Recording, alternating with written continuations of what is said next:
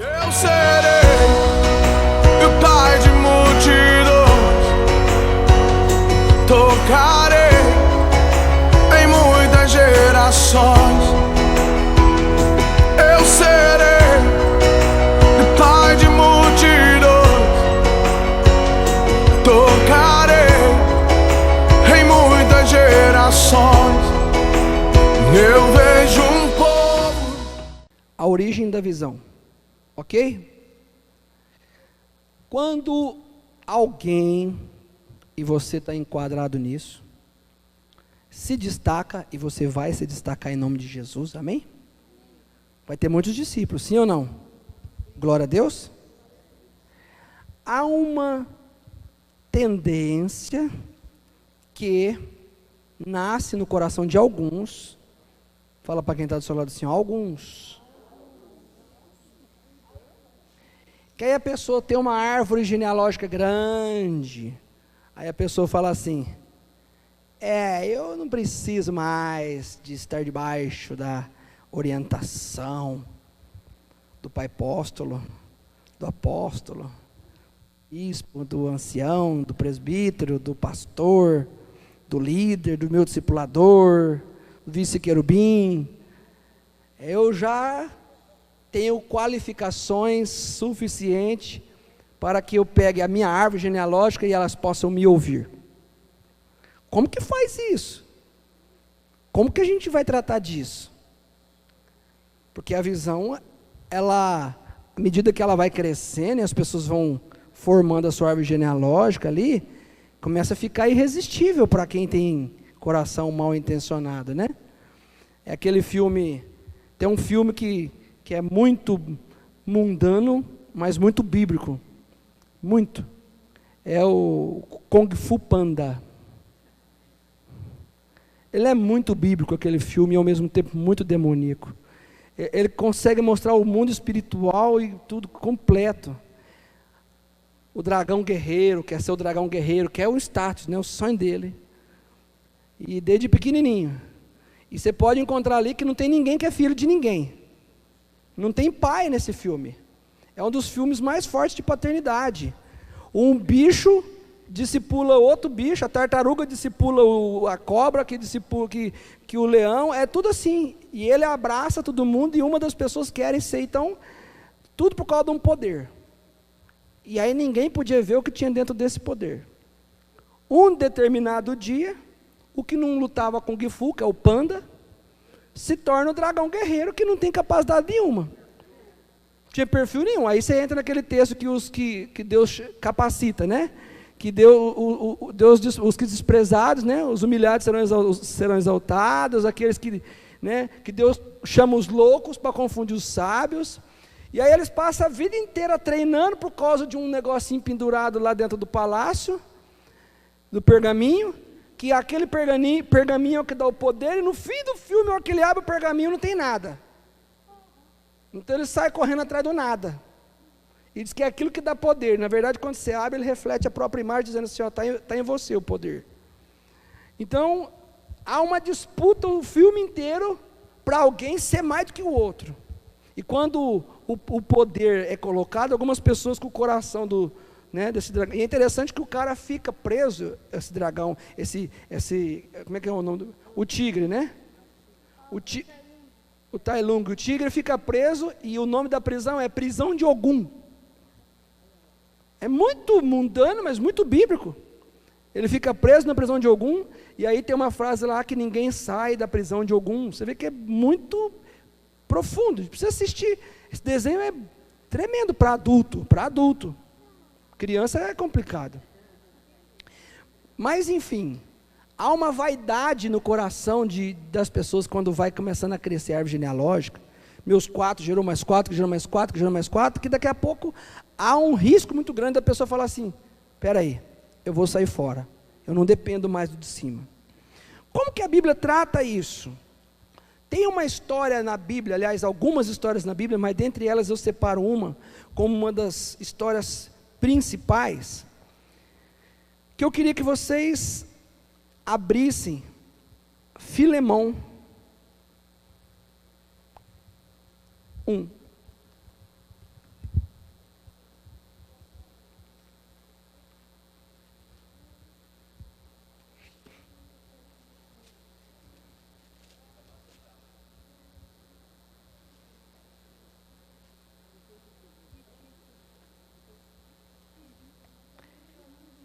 Filemão 1.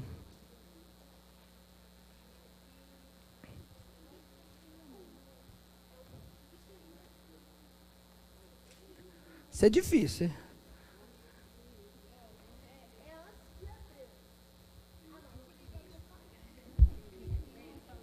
Mas olha, pensa num sujeito, pensa num camarada, numa história de humildade, esse sujeito aí. Filemão capítulo 1. Todos acharam?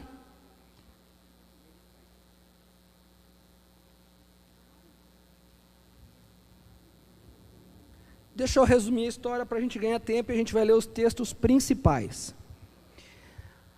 As igrejas antigamente, dentro do cristianismo, dentro do discipulado, elas eram feitas nas casas. Muitas igrejas nas casas, muitas. Não precisava de prédio, era nas casas. Então vamos pensar o seguinte, o apóstolo chama-se Paulo, e Paulo multiplica pessoas para serem pastores. Automaticamente, pastor é um discípulo. E a igreja de Filemão é na casa dele. E Filemão é o pastor, discípulo de Paulo. Ele é um pastor. Agora vamos pensar o seguinte, traz para os dias de hoje. Tem aqui a igreja do apóstolo Mauri, tem a minha em Rio Preto, tem em Olímpia. Quem que é o presidente? É o apóstolo Mauri. Quem é que tem que, entre aspas, mandar, organizar, direcionar tudo? É o apóstolo Mauri. Mas, quem é que está à frente do trabalho em cada igreja? São os pastores. Quem que está ralando ali na igreja é o pastor, não é o apóstolo. O apóstolo nem vai lá. Teoricamente, como que ele vai dar o pitaco? Se quem está ralando, quem está preocupando com pagar o aluguel é o pastor. Então vamos supor que acontece alguma coisa, e o pastor chega e diz para o apóstolo, eu não quero fazer mais isso, porque quem manda na igreja, não estou falando nas casas, antigamente era nas casas, muitas igrejas foram nas casas, a igreja é o que tomo conta, eu vou fazer o que eu quero, isso existe,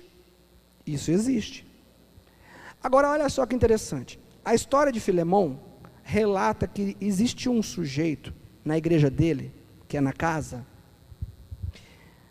Bom, antes disso, eu sou pastor de Rio Preto, estou sob a responsabilidade lá da minha igreja. Eu mando? Posso dizer que sim, mas posso dizer que não. Agora, a igreja de Filemão, é na casa dele, eu te pergunto, ele manda? Porque não é só a igreja, é a casa. Você concorda que tem uma diferença? É diferente da minha situação. Agora, existe uma pessoa na igreja, prédio, igreja, que deu trabalho na igreja. Deu muito trabalho, fez um regaço, rachou a igreja. E aí, o pastor chegou naquela pessoa, um exemplo, e fala para aquela pessoa assim, eu quero que você se retire da igreja, que você deu muito prejuízo. O pastor está certo, sim ou não? Está certo? Aí vem um apóstolo que está acima, e aí esse cara chega e fala, ô pastor, sabe o Zé da Silva? Sei, eu mandei ele embora da igreja porque ele deu muito trabalho. O apóstolo vai falar assim, fez bem, porque existe uma confiança do apóstolo para com o pastor que está na igreja. Agora, olha o que Paulo fez. Paulo simplesmente, porque essa situação aconteceu na igreja de Filemão, aliás, igreja não, na casa. Olha o que Paulo fez. Pegou o sujeito que deu trabalho na casa do fulano, e aí quando envolve casa, o argumento é diferente. Estava mexendo nas minhas coisas da minha casa. Olha o que Paulo faz. Paulo pega esse sujeito, discipula ele, treina ele, deixa ele um brinco, e manda uma carta para Filemão, e aí é que vem a carta de Filemão. E olha o que Paulo escreve na carta. Paulo escreve assim, Filemão, sabe esse fulano que te deu trabalho na tua igreja? Sei, quer dizer, tua igreja não, na tua casa. Olha o que Paulo faz, Eu quero que você receba ele aí de volta. Te faço uma pergunta. Se fosse na sua casa, porque o cara, a Bíblia diz que deu prejuízo financeiro.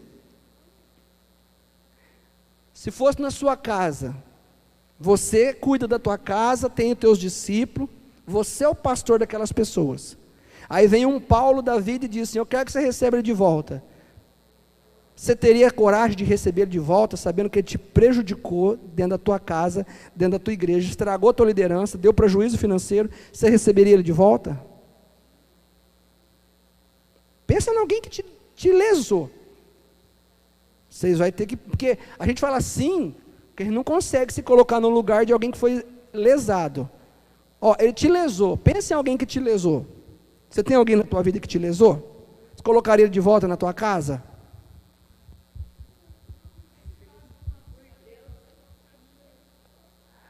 Esse é aí que é a lição. É aí que é a lição. Você está coberto de razão. Por quê? A gente tem que fazer isso, mas é fácil fazer isso? Não é fácil. Essa é ou não é uma ocasião? Pensa você no lugar de Filemão. Paulo, com todo o respeito, com toda a admiração que eu tenho por você, mas esse cara na minha casa eu não quero. Ele teria razão? Ou ele teria dizer assim: se caso você insistir que esse cara tem que ficar na minha casa, eu vou mudar o nome da placa da minha igreja, eu não vou ser mais seu discípulo. Não teria motivo? Paulo poderia obrigar a Filemão a receber esse cara ou não poderia? Ele não poderia obrigar. Ele não tinha como obrigar. Agora, hoje, nos dias de hoje, o que acontece com algumas pessoas? Por muito menos, a pessoa fala assim: eu vou pegar esse povo aqui, eu vou montar uma igreja. E eu encontro Filemão recebendo o sujeito de volta. Detalhe, se isso acontece comigo na igreja, a mesma situação, o apóstolo fala assim: Leandro, recebe ele de volta. Eu falo: beleza, o prédio não é meu, a responsabilidade é dele, mas é na casa do cara. Quer dizer, ele podia dizer assim: olha, com todo respeito, você manda na igreja, mas na minha casa mando eu. Mas olha o versículo 8. Alguém pode ler o versículo 8 de Filemão, capítulo 1?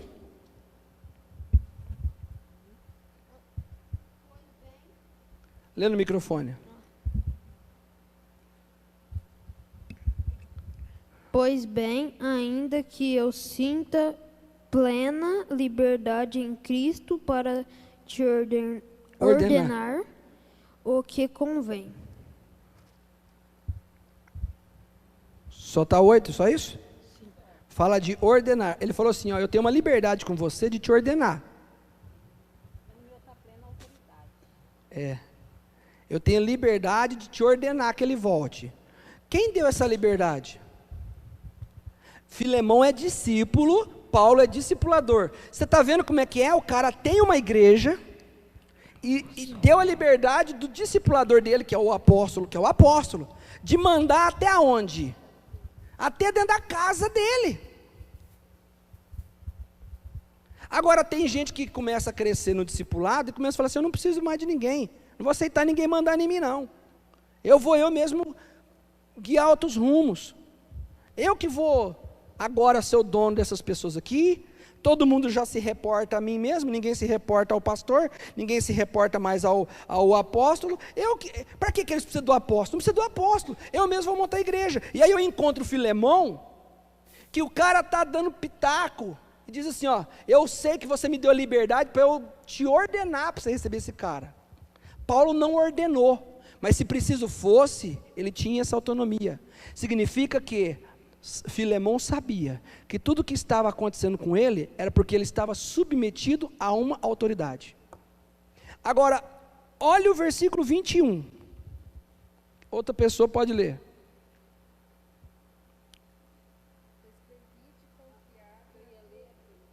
Vai, pode ler. Lê, Nadine, pode ler, depois ela já leu. Escrevi-te confiado na tua obediência, sabendo que ainda farás mais do que digo. Vixe. Hã? Esse era fantástico. Se tem um discípulo que sonha em ser pastor, não é problema nenhum. Mas, o que eu vou fazer com o meu rebanho? Vou ficar só para mim? Filemão conseguiu o que ele queria ser pastor. Deu a casa dele. Se o cara cedeu a casa para cuidar de vida, é porque ali tem um sonho. Ninguém colocou uma arma na cabeça dele e falou, cede sua casa. Ele sonhou tão grande em ser pastor que até a casa ele não se importou. E aí o cara está tão submetido que ele não quer caminhar sozinho. Olha o que Paulo escreve. Eu sei que o que eu estou pedindo, você vai fazer mais do que eu estou pedindo. Sabe o que Paulo escreveu em capítulo 1 de Filemão? Recebe esse sujeito de volta. Se esse cara fez alguma coisa de danos financeiros, olha o que Paulo falou, põe na minha conta que eu pago. Se Paulo está dizendo, a lesão que ele cometeu na tua vida, eu pago, como é que você vai discutir com um homem desse? Significa que Paulo está pondo a mão no fogo pelo cara. Por quê? Porque ele era um discípulo estragado na igreja dele, de Filemão. Mas quando caiu na mão do maior, o maior entortou ele, pegou o formão, alinhou ele, quebrou, arrancou os carrapichos, arrancou os espinhos, ajeitou ele. E olha o que Paulo diz. Sabe o que Paulo diz? Eu estou enviando ele, mas eu não queria enviar ele não. Porque senão alguém podia falar assim, é porque ele era coisa ruim, Paulo queria se livrar dele. Paulo escreve, eu estou colocando ele para ir, mas aqui ele me é útil. E eu estou mandando ele aí, mas eu queria que ele ficasse aqui. Imagina se esse cara ficou bom. Se esse discípulo ficou top de linha. O que nós temos que entender? Por mais que você tenha discípulos, a visão não está em você sozinha. A visão está sempre no seu líder. E o nosso líder chama Mauri Trevisan. Nenhum de nós. Vamos mudar a história? Moisés. Olha só que interessante essa história. Antes do Moisés morrer, óbvio, que tem que ser antes. Tem que ser antes. Ele deixou uma tarefa para o Josué. Josué, quando vocês entrarem na terra prometida, eu quero que vocês façam um altar desse jeitinho aqui, ó. Pedra lavrada, nessa altura. Explicou o jeito que ele queria. Quem deu a visão? Moisés. Quem era o discípulo? Josué.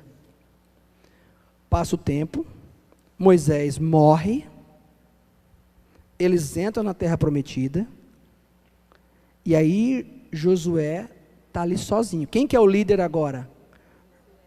Você vê Josué 8, abre aí, Josué 8, 31.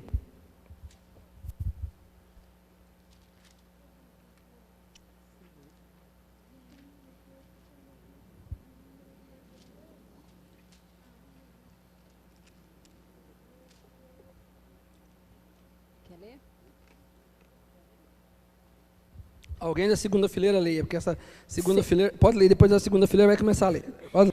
Segundo a ordem que Moisés, servo do Senhor, tinha dado aos filhos de Israel, como está escrito no livro da lei de Moisés, construiu de pedras brutas ainda não tocadas pelo ferro. Ofereceram sobre ela holocausto ao Senhor e sacrifícios de ação de graças. Eles fizeram tudo isso segundo a ordem de quem? De Moisés. Está escrito segundo a ordem de Moisés. Deixa eu te fazer uma pergunta. Se Josué fosse como muitos líderes, o cabeça morreu, eu vou fazer do meu jeito, quero fazer do jeito dele não. Não tem isso nos dias de hoje? Nós vamos fazer o altar, que jeito que vai ser, Josué? Exatamente como Moisés disse. Mas ele não está vivo mais, não importa. Você vê como é que é outro nível? A origem da visão, da direção, veio de Moisés. Josué foi fiel até depois da morte dele, de Moisés. Queridos, então, não adianta a gente querer inventar, mas mudar. Outro texto. Atos 2:42.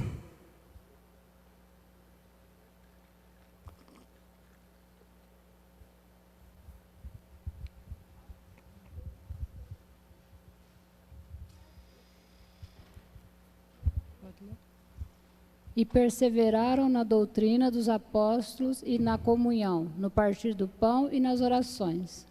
Quando alguém disser para você que não existe doutrina de homens, você mostra esse texto porque existe doutrina de homem, porque os apóstolos ele não era anjo. Perseveravam na doutrina dos apóstolos, os apóstolos são homens, então existe doutrina de homem. E não é errado seguir doutrina de homem. Ele definiu qual era a doutrina: comer de casa em casa, partir do pão. Quem estabeleceu isso? Os apóstolos. O que aquele povo fez? Seguiu o que eles quiseram ou seguiu a direção que veio de cima? Então eu tenho Josué, que tem a oportunidade de fazer o que quer, mas não faz. Eu tenho Filemão, que até dentro da sua própria casa tem liberdade para fazer o que quer, mas prefere o que está a visão de cima. Eu tenho agora esse texto dos apóstolos dando direção e o povo seguindo. Significa que a visão não é nossa. E nós temos que caminhar com a visão dos nossos apóstolos. Presta atenção, Lucas 9.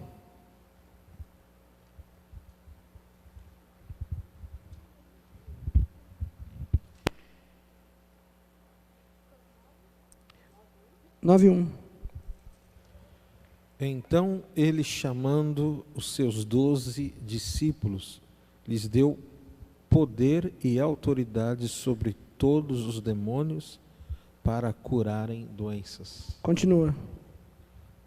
Até o 6. E ele enviou-os para pregar o reino de Deus e para curar os doentes. E lhe disse-lhes: nada leveis convosco para a vossa jornada, nem bordões, nem alforje, nem pão, nem dinheiro, nem tenhais 2 túnicas. E em qualquer casa em que entrardes, nela permanecei e dali partireis. Onde quer que não vos receberem, saindo daquele lugar, daquela cidade, sacudi a poeira de vossos pés como testemunho contra eles. E eles, partindo, foram pelas aldeias, pregando o evangelho e curando em todos os lugares. Agora, olhando por outro foco, esse texto a gente já leu, olhando por outro foco, a pergunta é: foram e fizeram aquilo que era da direção, da visão do líder. Ah, não, ele falou esse monte de coisa, mas nós vamos fazer tudo diferente. Não, foram fazer em cima da direção do líder. Outra questão que fala de visão, 2 Reis, capítulo 6.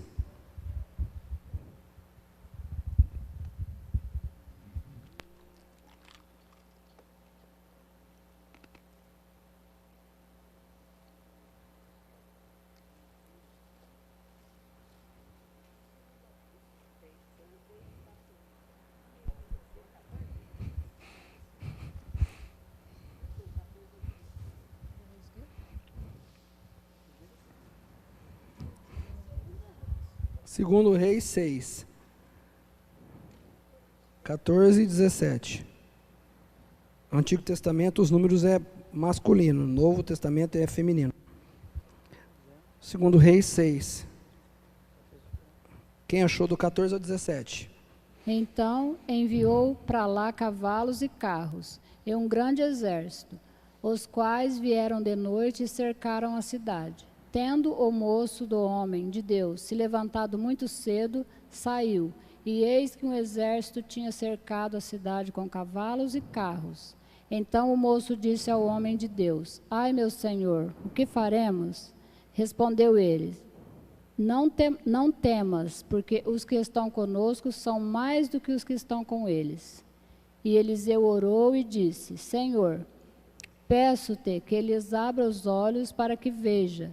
E o Senhor abriu os olhos do moço e ele viu. E eis que o monte estava cheio de cavalos e carros de fogo em redor de Eliseu. Olha que tremendo.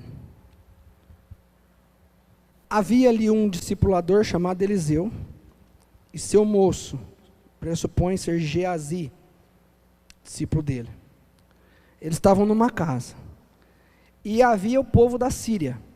E o povo da Síria estava encrencando com o povo de Deus. Só que cada vez que a Síria falava assim, ó, vamos montar uma emboscada para pegar o rei, nós vamos armar por aqui, o Eliseu que morava, chegava para o rei e falava assim, ó, Deus me revelou que a Síria vai vir por aqui. Não vai lá não, que eles vão te pegar. Aí a Síria se frustrava porque não tinha ninguém.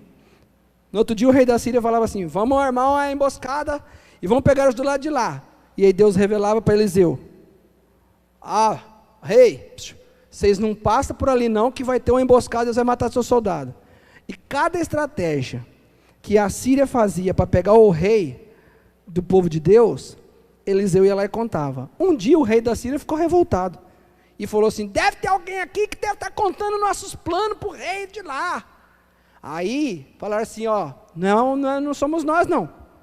Lá tem um tal de Eliseu lá, que tudo que a gente vai fazer, Deus revela para ele, e ele está estragando nossos planos. Aí esse rei da Síria falou assim, nós vamos tudo para a casa dele. Nós vamos acabar com a casa dele, porque aí acabou o problema. Deus não vai revelar mais nada. Foi um exército, carros, cavalos, os homens foram um exército e cercaram a casa de Eliseu. De manhã cedo, contextualizando aos meus olhos, o Geazi acorda cedo para ir na padaria comprar pão. No que Geazi acorda, vê um monte de exército de inimigo assim. Volta correndo e fala assim, Eliseu, nós estamos cercados do inimigo, tem um exército do inimigo. Eliseu diz para o Geazi assim, inimigo? Tem bastante? Tem. Ixi, tem muito mais anjo de Deus em volta da nossa casa do que inimigo. O Geazi volta lá, tem não, tem inimigo. Tem não, tem inimigo que está lá. Aí a Bíblia diz que Eliseu orou pelo seu moço e falou para ele, abre os olhos. Ou seja, passa a enxergar como eu. Porque ele via os anjos, viu ou não via? Mas o discípulo não via. Os discípulos não viam. O Geazi não via.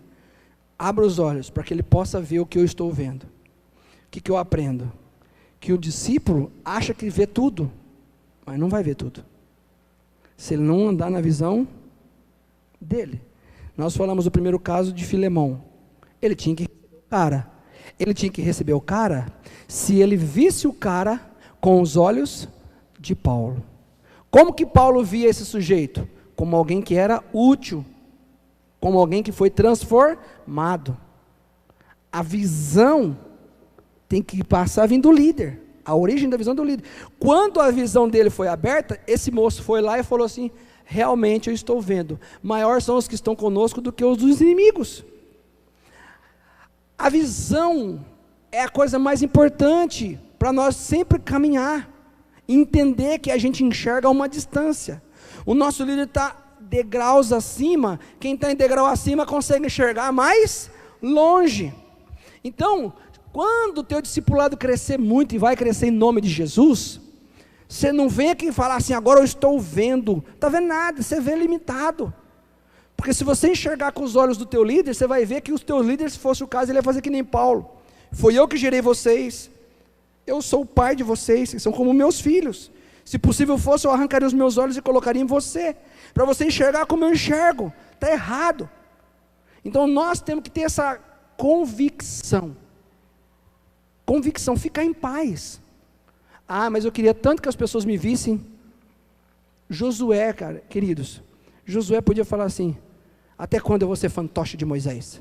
Até quando eu vou ter que fazer o que Moisés mandou? Está na hora do povo ver que eu também sei dar direções. Está na hora do povo ver que o que eu falo é que eles têm que seguir. O cara foi nomeado líder, na verdade ele não pode exercer nada fora do... Ele tem que exercer o que foi passado. O que acontece? Eu vejo que Josué, os olhos de Moisés, ali ó, pum, pum. Tem que fazer o altar desse jeito? Tem. Josué teve prazer em fazer o altar daquele jeito. Por quê? Não foi tipo assim, eu tenho que fazer do jeito dele. Para Josué, fazer do jeito de Moisés era a mesma coisa que fazer do seu jeito, porque os dois enxergavam do mesmo jeito. E é ali que há uma unidade na visão. Eu tenho que enxergar igual. Mas quando é que você vai poder crescer? Não, eu já cresci. E cadê as suas visões? Eu peguei a do meu líder. Eu enxergo como ele. Eu vejo como ele. Não, você tem que ter as suas, não preciso ter as minhas. Eu já ganhei de graça. Deus vai dar coisas para acrescentar, para melhorar, mas eu não preciso excluir, eu posso seguir. Aí quando foi para conquistar as terras, e os reis de Josué, que ele venceu os reis em volta, ali Deus deu coisas para ele. Deixa eu te dizer algo.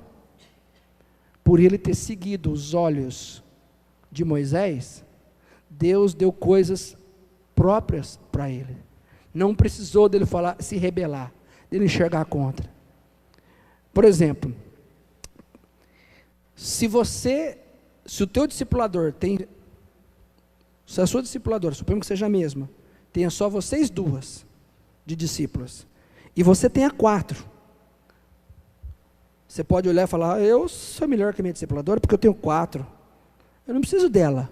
Se eu tenho 4, mostra que eu sou melhor do que ela, porque ela só tem 2, eu tenho 4.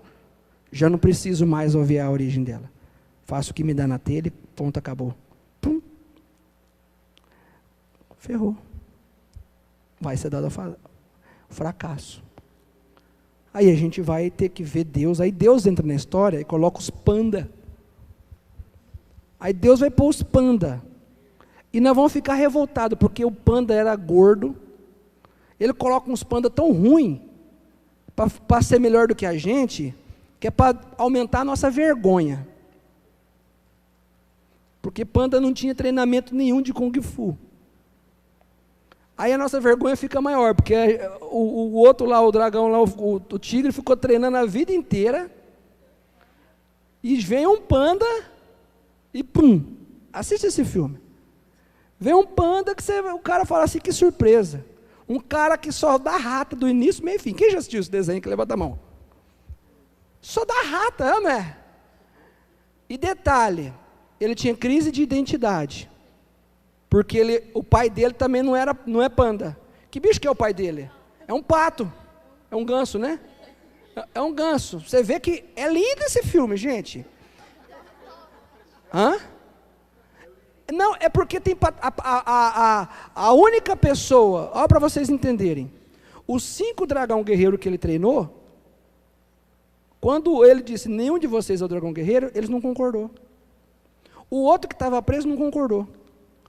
Quando o panda assumiu a identidade de ser filho do outro que não era, mas assumiu a identidade de ser filho, as coisas aconteceram para ele. Quando a paternidade entra no nosso coração, mesmo não sendo biológico, as coisas fluem. Aquilo é palavra de paternidade. Aí qual foi o ingrediente secreto que o pai dele usava na sopa? Nada. Ele falou assim, ó, o ingrediente secreto é nada. Ele falou. E o que tinha no pergaminho que todo mundo estava disputando? Nada. Que as pessoas passam a vida inteira correndo atrás de algumas coisas, que quando chega no fim da vida a pessoa vê que correu atrás do nada. Ali tem muita lição de sabedoria. Dá para ver o espiritual, dá para ver tudo. É o único que se posicionou como filho. Quando ele foi lá, ó, eu vou aprender o Kung Fu com o mestre lá, né? Como é que chamava? O rato. Era o rato, né? O rato. Ele se submeteu. Olha o jeito que o cara formou ele. E por fim ele submeteu ao pai. Então, às vezes a gente vai começar a crescer, a gente fala assim, eu quero ficar independente. Isso não dá. A origem é do líder. Encerrando. Embaixo. Tipos de interesses. Veja as diferenças a diferença entre dos interesses das pessoas. Multidão. Ela busca o interesse próprio. Os enfermos, coxos, endemoniados, cegos, queriam ficar libertos. Discípulo, busca interesse do reino. Abre em Mateus 26, 17.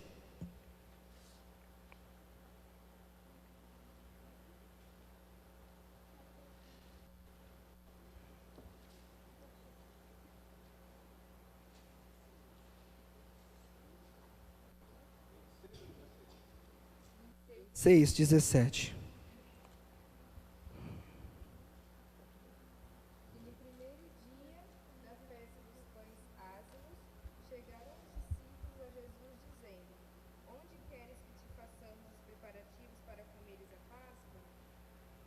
Olha que coisa, no primeiro dia da festa dos pães asmos, os discípulos foram preparar a Páscoa.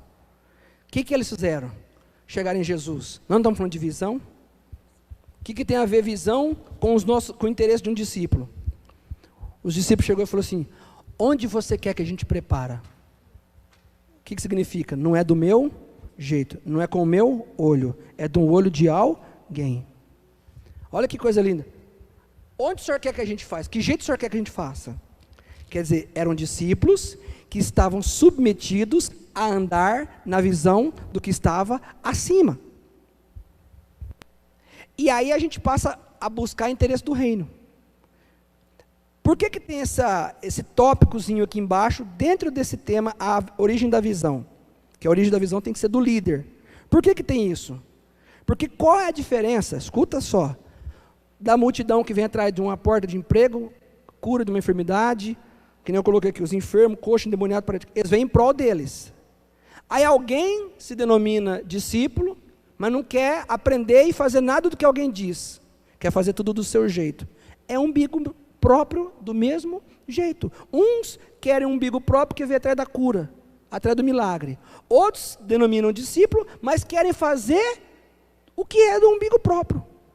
E aí, tanto um quanto o outro não anda na visão do líder. Aí vem os discípulos e diz: onde o Senhor quer que a gente prepare a Páscoa? Que jeito que o Senhor quer que a gente faz? Então, ser discípulo é andar na origem da visão do líder. Sabe onde tem a visão? Para chegar mais longe. Sabe que aquele líder só chegou onde chegou? Porque, aquele discípulo, perdão, só chegou onde chegou? Porque até aqui ele caminhou na visão do líder. Mas se ele parar de andar na visão do líder, pum, pum. Se ele parar de seguir os olhos do líder, a direção do líder, enxergar. E eu vou encerrar dizendo o seguinte: se a gente tiver dificuldade de enxergar como os nossos líderes enxergam, vamos pedir para Deus, e vamos pedir para os nossos líderes, fazer como Eliseu. Olha, não entendo.